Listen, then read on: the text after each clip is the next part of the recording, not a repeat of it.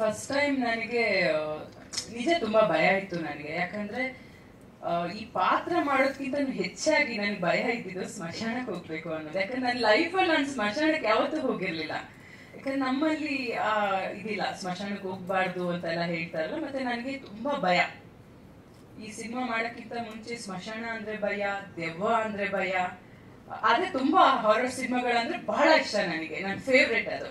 ಹಾಗೆ ಫಸ್ಟ್ ನನಗೆ ಆ ಸ್ಮಶಾನ ಅನ್ನೋದೇ ನನಗೆ ಏನೋ ಇಲ್ಲ, ನನ್ಗಾಗಲ್ಲ, ನನ್ನ ಕೈಯಲ್ಲಿ ಆಗಲ್ಲ. ನಾನು ಡೈರೆಕ್ಟರ್ಗೆ ಹೇಳ್ದೆ ಇಲ್ಲ ನನ್ನ ಕೈಯಲ್ಲಿ ಆಗಲ್ಲ, ಸ್ಮಶಾನ ಸೆಟ್ ಹಾಕಿ ಅಂತ. ಡೈರೆಕ್ಟ್ರು ಮತ್ತೆ ನನ್ನ ಅಣ್ಣನಿಬ್ರು ಪ್ಲಾನ್ ಮಾಡಿ ಫಸ್ಟಿಗೆ ಇವ್ನು ಹೇಳ್ಬಿಟ್ಟಿದ್ದಾನೆ, ಫಸ್ಟ್ ಒಪ್ಸ್ಬಿಡೋಣ ಕ್ಯಾರೆಕ್ಟರ್ ಮಾಡೋದನ್ನ, ಅದಾದ್ಮೇಲೆ ಮೆಲ್ಲಗೆ ಹೇಳಿ ಸ್ಮಶಾನ ಕರ್ಕೊಂಡ್ ಬಂದ. ನನ್ನ ಹತ್ರ ಸೆಟ್ ಹಾಕಕ್ ಓಕೆ ಅಂತ ಹೇಳಿದ್ರು. ಸೆಟ್ ಎಲ್ಲ ರೆಡಿ ಆಗ್ತಾ ಇದೆ, ಸೆಟ್ ಓಕೆ ಅಂತ. ಅದಾದ್ಮೇಲೆ ಸ್ವಲ್ಪ ದಿನ ಆದ್ಮೇಲೆ ಶೂಟಿಂಗ್ ಇದೆ, 2 days ಇದೆ, ಇಲ್ಲ ಸೆಟ್ ಆಗ್ತಾ ಇಲ್ಲ, ರಾ ಫೀಲ್ ಬರ್ತಾ ಇಲ್ಲ ಅಂತ ಸುಳ್ಳು ಹೇಳಿದ್ರು.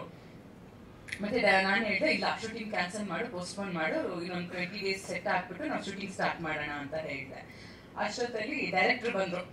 ನಿಮ್ಗೆ ಗೊತ್ತು ನಾನು ಯಾರ ಮುಂದೆನೂ ಫೇಸ್ ಟು ಫೇಸ್ ನಾನು ಇಲ್ಲ ಅಂತ ಹೇಳಕ್ಕಾಗಲ್ಲ, ನನ್ಗೆ ಆ ಸ್ವಭಾವದವಳಲ್ಲ ನಾನು.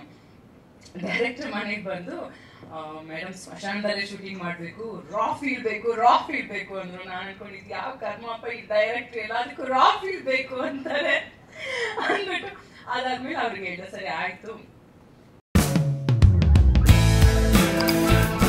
ನಮ್ಮ ಕನ್ನಡ ಫೇಸ್ಬುಕ್ ಪೇಜ್ ನ ಲೈಕ್ ಮಾಡಿ, ಯೂಟ್ಯೂಬ್ ಚಾನೆಲ್ ನ ಸಬ್ಸ್ಕ್ರೈಬ್ ಮಾಡಿ. For more updates click on the bell icon. ನಮ್ಮ ಕನ್ನಡ ಡಿಜಿಟಲ್ ಮೀಡಿಯಾ.